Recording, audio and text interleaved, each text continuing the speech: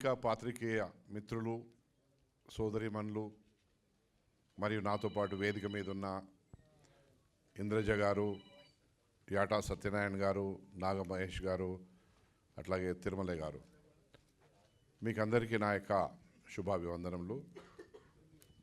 ఈ సినిమా తీయడం అనేది నేను ఇప్పుడు జీవిస్తున్న సమయంలో కానీ నా జన్మకు కానీ ఇదొక పరమార్థం. ఎందుకంటే చాలామంది ప్రొడ్యూసర్లు ఉంటారు, గ్లామర్ కోసం, ఫైనాన్షియల్ బెనిఫిట్స్ కోసం సమాజంలో ఉన్న కొన్ని మూసుకున్న కళ్ళను తెరిపించడానికి లేక తెరమెరుగైన చరిత్రను తీయడానికి ఇలాంటి సినిమాలు ఎంటర్టైన్మెంట్ వివిధ ఆలోచనలతో తీస్తారు. నేను మాత్రము నాకు తెలుసు ఈ సినిమా తీస్తే నాకు కొన్ని నెలలు కాదు కొన్ని సంవత్సరాలు కూడా చాలా కష్టాలు ఎదురవుతాయి అని కూడా తెలిసి కూడా నేను తీశాను. ఎందుకంటే మనము మన జీవన కాలంలో సమాజం కోసం ఏం చేశామనేది మనం ఒకసారి ఖచ్చితంగా ఏదో ఒక రోజు మనం ప్రశ్నించుకుంటాం. కుటుంబం కోసం, మనం పుట్టిన ప్రాంతం కోసం, మనం జీవిస్తున్న రాష్ట్రంలో కానీ దేశం కోసం కానీ నేను ఏం చేశానని ఏదో ఒక రోజు మనకు వయసు అయినా కానీ వయసు అవుతున్న సమయంలో మనం మనని ఇంట్రాస్పెక్ట్ చేసుకుంటాం, ప్రశ్నించుకుంటాం. నాకు ఆ ప్రశ్న 60వ సంవత్సరంలోనే వచ్చింది. దానికి అనుగుణంగానే దేన్ని కూడా లెక్క చేయకుండా 1106 థ్రెట్స్ వచ్చినాయి. ఎంతవరకు అంటే ఇంటి వాళ్ళందరినీ లోపల పెట్టి కాల్ చేస్తాం, వెనక తాళం వేసి ముంగట తాళం వేసి ట్యాంకర్ తీసుకొచ్చి పైపుని తీసుకొచ్చి ఇంటి లోపలికి చొచ్చి మొత్తం పెట్రోల్ పోసి కాలబెడదాం అంటే కూడా దమ్ముంటే కాలబెట్టండి, దమ్ముంటే దగ్గరికి రండి అని చెప్పిన ధైర్యంతో నేను ముందుకు పోయినా. ఎందుకంటే ఈ తరానికి కాదు రాబోయే తరాలకు కూడా గతంలో జరిగిన రజాకార్ యొక్క అకృత్యాలను మళ్ళీ పునరావృతం కాకుండా ఈ దేశంలో కానీ ఈ రాష్ట్రంలో కానీ మళ్ళీ పునరావృతం కావద్దంటే అటువంటి రజాకార్లను ఇప్పటి నుంచే ఎట్లాగైతే దోమలను మనం ఇట్లా నలిచేస్తామో లేక తేలుని బూటుతోని ఎట్లయితే నలిచేస్తామో ఆ రజాకార్ వాళ్ళని కూడా ప్రతి ఒక్కరు కూడా నలిచేసే పరిస్థితిలో ఆలోచనతో ఉండాలనే ఒక ఆలోచనతోనే ఈ సమాజాన్ని మళ్ళా అటువంటి పీడించే పరిస్థితి మళ్ళీ ఇక్కడ పుట్టొద్దు, పునరావృతం కావద్దు, వదిలిపెడితే అయ్యే పరిస్థితి ఈరోజు కూడా ఉంటుంది. కనబడుతుంటుంది, అక్కడక్కడ స్పీచ్లలో మాట్లాడుతుంటారు పబ్లిక్, పెద్ద పెద్దోళ్ళు, వాళ్ళని చాలా పెద్ద వ్యక్తులుగా పరిగణించుకుంటారు. దానికోసమే నేను తీశాను కానీ గ్లామర్ కోసం కానీ ఫైనాన్షియల్ బెనిఫిట్ కోసం కాదు. తీసిన దానికి నా జన్మ ధన్యమైందని చెప్పి నేను అనుకుంటా. ఎందుకంటే ఎక్కడ చూసినా ఎవరు చూసినా, ఇప్పుడు మీరు జస్ట్ ఒక క్లిప్ చూశారు, ట్రైలర్, కొంతమంది మొదటిసారి చూస్తుండొచ్చు, కొంతమంది చాలాసార్లు చూడొచ్చు. గూస్ బంప్స్ అనేది it is very difficult to get.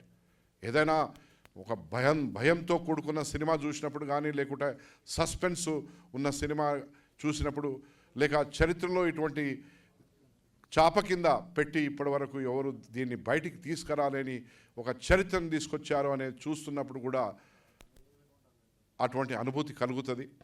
నాకు ఖచ్చితంగా ఆ సాటిస్ఫాక్షన్ ఉంది. రాబోయే రోజుల్లో కాదు రాబోయే తరాలు ఎప్పటికైనా ఈ సినిమా మాత్రం ఎవరు తీయరు.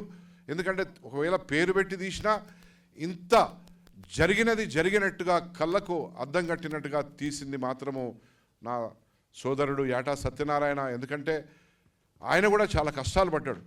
సరే ఆర్థిక కష్టాలు పడకుండొచ్చు, ఆర్థిక కష్టాలన్నీ నేనే పడ్డా, బట్ చాలా కష్టపడి ఒక మంచి శ్రమతోని తీసిన సినిమాకు కూడా మొన్నటికి మొన్న నవంబర్లో మమ్మల్ని ఇంటర్నేషనల్ ఫిల్మ్ ఫెస్టివల్ గోవాలో జరిగినప్పుడు కూడా మమ్మల్ని అక్కడికి పిలిచి సన్మానం చేశారు. వారు యాజ్ ఎ డైరెక్టర్గా, డెబ్యూటెంట్ డైరెక్టర్గా కూడా కాంపిటీషన్లో ఉన్నారు.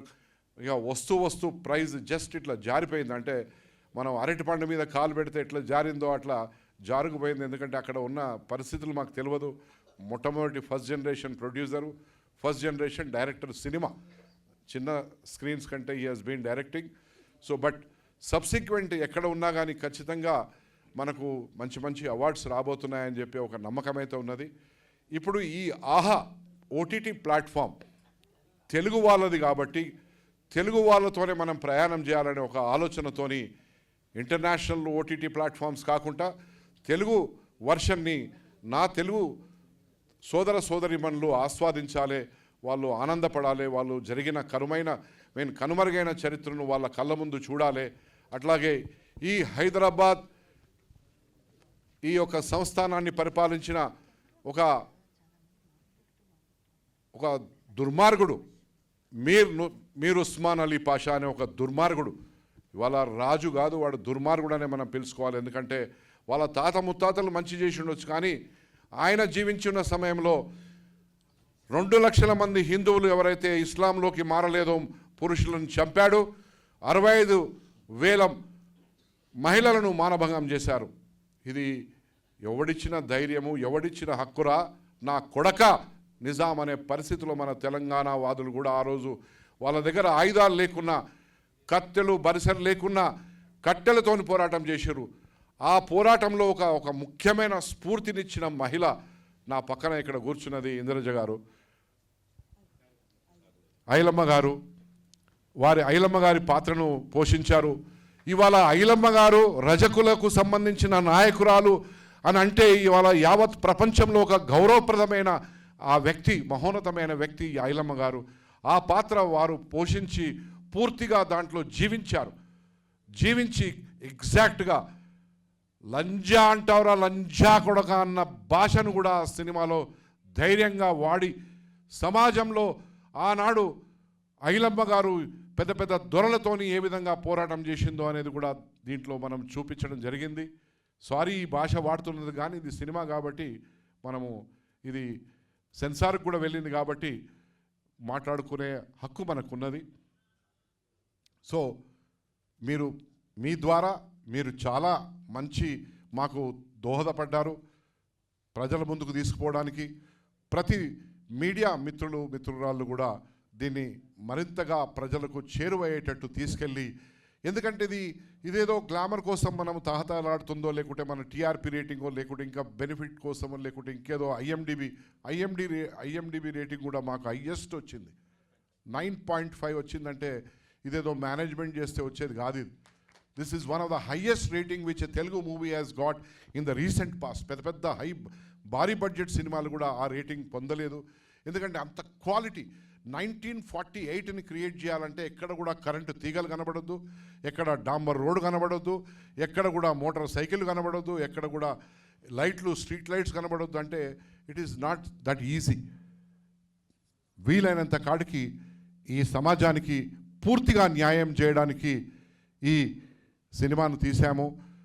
రాబోయే తరాల్లో ఎవరికి కూడా ఆనాడు మన పూర్వీకులు పడ్డ కష్టాలు మళ్ళీ పడకూడదనే ఒక ఆలోచనతో తీసిన సినిమా కాబట్టి ప్రతి ఒక్క పౌరుడు, మన భారతదేశంలో ఉన్న ప్రతి ఒక్క పౌరుడు కూడా చూడవలసిన అవసరం ఉన్నదని చెప్పి నేను మనవి చేస్తూ నాకు అవకాశం ఇచ్చిన సోదరులకు సోదరీమణులకు ధన్యవాదాలు తెలుపుతూ ముగిస్తున్నాను. Thank you.